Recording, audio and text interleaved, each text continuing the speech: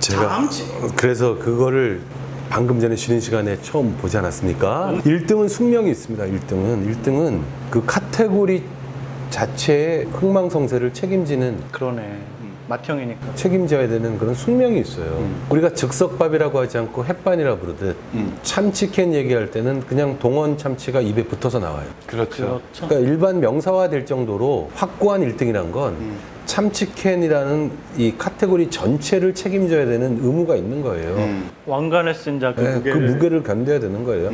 지금 왜 축구선수 지동원 부를 때 지참치라고 하잖아요. 그렇죠. 동원이기 때문에. 그러니까 그게 작용했을 거라고 봐요. 최근 광고를 이제 두 분이 얘기해줘서 봤는데 이게 어떻게 볼 수 있냐면 경쟁의 시선으로 보면 야 저거는 동원 참치캔을 먹어야 될 원트가 아니라 참치캔을 먹어야 되는 니드 아니야? 그러니까 만약에 이게 2, 3등이 했다면 1등 좋은 일만 시킬 수도 있겠다. 근데 동원이니까 할 수 있고 확률적으로 저걸 보고 참치캔을 해서 뭘 먹고 싶으면 확률적으로 동원으로 올 거니까 그것도 있고 두 번째는 그래도 동원 참치가 업계 1등으로서 카테고리 전체의 흥망성쇠에 대한 책임감을 느끼고 있구나. 그런 게 들었어요. 딱 광고를 보고. 저는 사실은 그 브랜드 재활성화, 리바이탈리제이션 사실 바카스도 그거에 노력했고 성공했다고 보고요. 가스활명수 같은 경우도 콜라보도 많이 했고 좋은 캠페인 했죠. 그래서 완전히 할아버지 할머니가 먹는 게 아니라 젊은 사람들도 인식적으로는 그렇고 그 외에도 뭐 롱런 브랜드 중에 재활성화시키는 경우 굉장히 많습니다.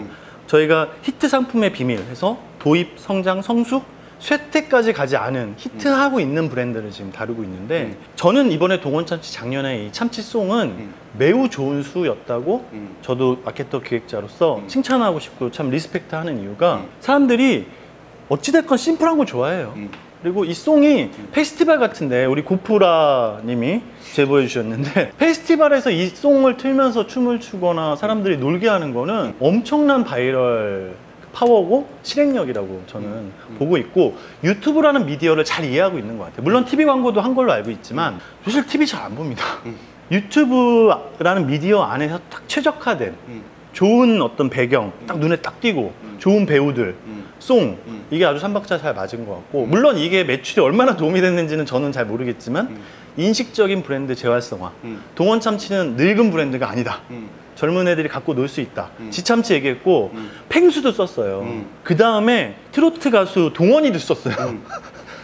그래서 저는 이런 활동들이 동원 참치의 마케팅 하시는 분들이 많은 고민과 이것 끝에 얘를 좀 젊게 유지하려고 하는 게 아닐까? 지금 그 광고를 보면 그 보여주는 방식, 컨텐츠, 그 크리에이티브물이 보여지는 방식이 굉장히 트렌디하고 재미있고 그래서 그런 면에서는 그 브랜드 재활성화의 그 목적에 충분히 부합했다라고 생각되고요. 재밌어요. 약간 아쉬운 건 어떤 상징성이나 이런 가치 부분에 있어서의 그 참치캔, 참치에 대해서 그 생각할 수 있는 어떤 거리를 좀 만들었어야 된다는 생각이 들어요. 그러니까 유튜브에서 왜 안 내는 거야? 왜? 뭘 가치랑 뭐 이런 거 참치캔을 뭐 그렇게까지 진지하게 가요. 아니 그게 농담입니다. 제가 괜히 엉기려고 한번. 일본 얘기를 자꾸 해서 미안하고 그 나라를 좋아하는 건 아닙니다만 몇 년째 그 도쿄의 츠키지 수산시장에서 경매를 해요. 새해 초에. 그러면 그게 일본 전국에 방송되는 뉴스가 돼요. 2019년 1월 초에 그 프랜차이즈 이름이 스시잔마이예요. 그 얼굴 넙대대한 똥똥한 아저씨니까 사장이에요. 예. 그 아저씨가 몇 년째 제일 비싸게 사는데 그 한 마리에 3억 3천만 엔에 팔렸어요. 3억 3천만 엔? 그럼 얼마야? 그러면 35억이야. 35억? 참치 한 마리에. 이거 썸네. 근데 이게 35억을 했다는 게 일본 애들 특유의 어떤 막 그 우왕을 떠는 것도 되는데 나는 그게 그렇다고 봐요. 스시잔마이는 그 참치 그 프랜차이즈인데 굉장히 싼 데예요. 거기서 제일 비싼 걸 사고 왔다는 것 자체가 참치라는 거 이 대상 자체가 여전히 귀하고 고급스럽다는 걸 계속 보여주는 증표거든요.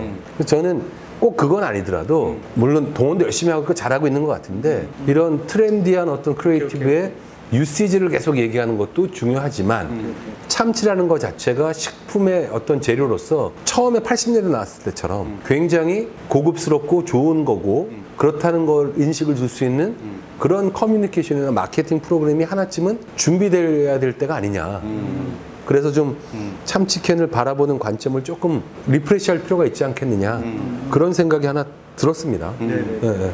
근데 아무리 생각해도 참치캔을 프리미엄 참치캔을 만들기는 어려운 것 같아. 어렵죠, 아무래도. 저는 말도 안 되는 엉뚱한 얘기인데 꼭 캔이어야 되나? 참치캔 보관하는 것도 좀 불편하고 칼라 안 비게 요즘엔 잘 나오는 것 같긴 한데 따기 쉽게 하는 것 같은데 환경도 지금 문제인데 해야 되냐? 아니면 구독!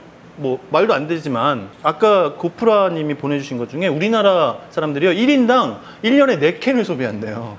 더 먹는 사람 더 먹겠죠. 근데 삼다수가 앱으로 직접 주문하게 하거든요. 워낙 이제 강력하니까 나는 한 달에 5캔 대신에 한 50, 40% 할인해서 난 매달 받아 먹을게요. 아니면 캔으로 말고 환경 보호되는 좋은 환경에 해를 주지 않는 어떤 파우치나 어떤 그 재활용 잘 되는 이런 거에 참치를 그만큼 넣어서 보관 냉장고에 잘 넣을 수 있게 락앤락과 콜라보를 한다든지. 아무튼 핵심은 마트 와서 하고 온라인에 주문하는 것도 있는데 난 10,000원만 내면 13,000원어치 참치를 나는 매달 받아 먹을 수 있어. 구독 경제라는 게 좀 엉뚱한 얘기긴 한데 아마 그걸 이제 거창하게 구독 경제라고 해서 드는데 기본적으로 전체적으로 우리 흐름이 어떻게 가냐면 신규 고객을 창출해서 시장을 키우는 그 여전히 중요하지만 그거보다는 확보한 기존 고객을 이탈시키지 않고 그 사람들이 액티베이션 하게 하는 리텐션하고 액티베이션 하는 쪽이 마케팅의 포커스로 점점 더 가고 있어요. 그런 단계이기도 요즘 마케팅. 그걸 해결하는 좋은 수단 중에 하나가 구독 경제거든요. 그래서 이게 단순히 그냥 엉뚱한 아이디어가 아니라 충분히 검토할 만한 아이디어인 것 같긴 해요. 문피, 우리 그래도 딱 얘기한 거를 또 써먹을 수 있는 이거 가는 거는 어떻게 생각하십니까? 더 얘기하실 게 있으시다면? 저는 이번에 이제 이 햇반과 동원참치 이 컨텐츠를 준비하면서 공부하면서 오늘 얘기하다 보니까 이런 생각이 드네요. 햇반의 마음가짐으로 삼행시를 시작했는데 이게 마음이 아파. 도입, 성장 이미 성숙으로 간 것 같아. 성장 아직 안 했어. 그래서 어떻게 하면은 동원참치처럼 재활성화를 할까? 우리 맞다. 황영을 맞다. 어떻게 히트 상품을 만들어서 춤을 치우게 하자. 황영을 주제로 히트 상품의 비밀이란 컨텐츠를 만드는 날이 올까? 아까도 얘기했지만 카테고리를 개척한 브랜드가 가지는 어떤 책임이나 이런 거에 물론 기업이 그 이윤 추구를 하는 건 맞습니다만 이윤 추구를 꾸준하게 하기 위해서라도 카테고리 전체에 대한 책임을 질 필요가 있겠다. 예를 들면 뭐 엉뚱한 사례입니다만 위워크의 그 어떤 그 맞아. 쇠락을 보면서 본인이들 이게 자칫 공유 경제라는 게 껍데기만 이쁘게 포장한 그런 거 아니냐라는 인식이 들 정도로 위워크가 거기 CEO였던 젊은 양반도 그렇고 그래서 공유 오피스라는 카테고리 전체에 대한 어떤 신뢰도를 떨어뜨리는 역할을 하고 있거든요. 그래서 비단 참치뿐이 아니라 어떤 카테고리를 개척한 1위 브랜드는 그런 책임에서 벗어날 수 없다는 숙명, 그걸 잘 자각하고 그 카테고리 전체의 책임감을 가지고 하는 것이 그 기업 이윤을 창출하는 데도 도움이 될 거다라는 그런 교훈이 제일 크고요.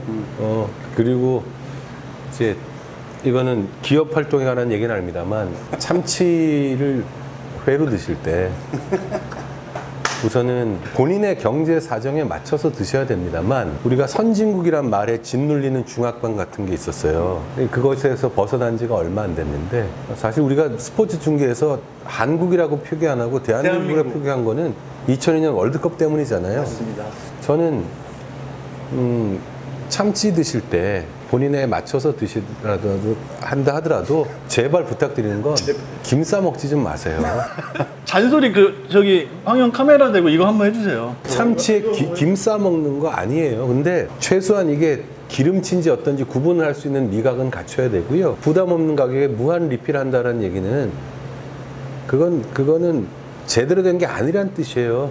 나이가 이제 40 정도 되시거나 그러면 어디가 맛있다더라는 게 중요한 게 아니고요. 유명한 데가 많은데 저기는 이름값을 못한다는 걸 아는 사람이 훨씬 유용하게 쓰이거든요. 참치 드실 때 김 싸 드시지 말고요.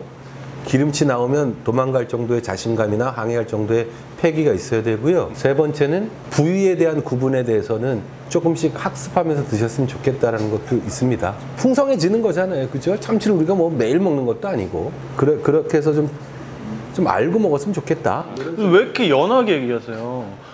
똑똑히 뭐 이거 해야지. 지치셨네. 한 4시간, 5시간 정도 찍으니까. 지금 그렇죠. 한 5시간 찍었더니 또 황영이 힘이 빠지기 시작하면서 조에서 우레 영역으로 좀 접어드는 것 같아갖고. 마무리 제이션.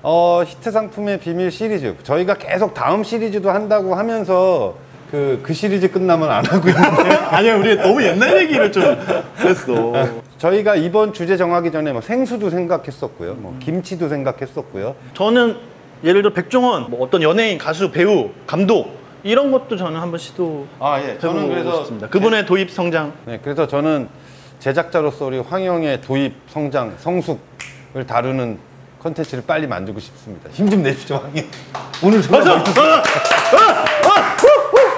자, 네, 긴 시간 함께 해주셔서 고맙습니다. 인사하겠습니다. 고맙습니다. 아이고.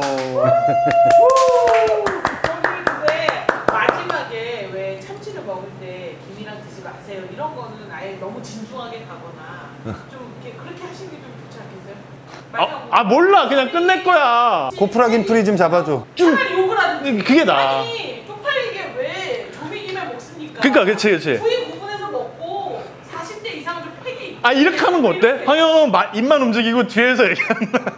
근데 그건 너무 멋있었어. 뭐뭐하는 패기는 가지십시오. 기름치 나오면 도망치는 패기는 가지십시오. 도망치지 말자고. 부위별로. 도망치라 그런 거야. 오늘 아침 9시에 세종시에서 우등버스 타고 올라와가지고 이 긴 시간 동안 현재 시각 7시 22분인데요. 엄청나요. 우리 고프라긴 프리께 박수.